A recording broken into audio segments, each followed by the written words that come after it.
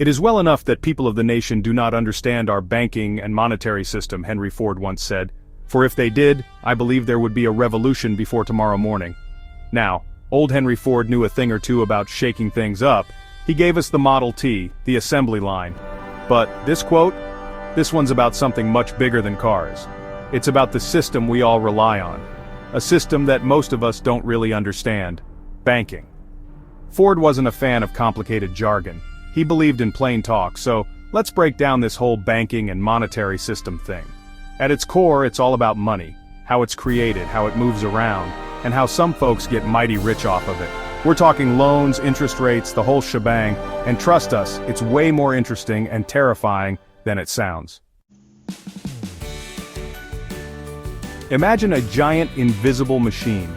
This machine makes money appear, not by printing it, but with a few strokes on a computer. That's kind of how banks work. They take your deposits, your hard-earned cash, and lend it out to others. But here's the kicker. They can lend out way more than they actually have.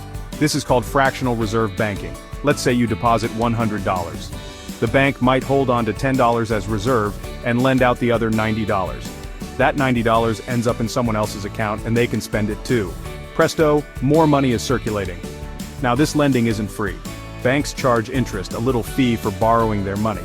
And that interest, that's how banks make a profit. Seems simple enough, right? But here's the catch. The rules of this game, the interest rates, the lending practices, they're often shrouded in secrecy, hidden behind layers of financial jargon and complex regulations.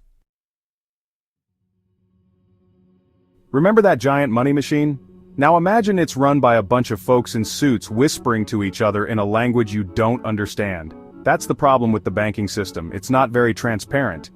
What are they whispering about? Well, things like how much interest they're charging, who gets the best loans, and how they're using your money. This lack of transparency breeds distrust, and rightfully so. It's your money after all, don't you deserve to know what's happening to it? And it's not just about whispering, it's about the fine print, the legalese buried deep in contracts that most folks don't have the time or the expertise to decipher. It's about the cozy relationships between banks and governments, the backroom deals that benefit the few at the expense of the many. But John, you might be thinking, I'm not a Wall Street tycoon, how does this affect me? Oh, it affects you all right, whether you're buying a house, starting a business, or just trying to make ends meet. Remember those interest rates? They determine how much you pay for a mortgage, a car loan, even a credit card. And when those rates are high, it means you're shelling out way more than you borrowed. Think about it. That extra interest you're paying could be going towards your kid's college fund, a much-needed vacation, or just staying afloat. And when banks engage in risky lending practices, like they did with the subprime mortgage crisis, it can trigger a domino effect that brings down the entire economy. Remember 2008? Yeah, fun times.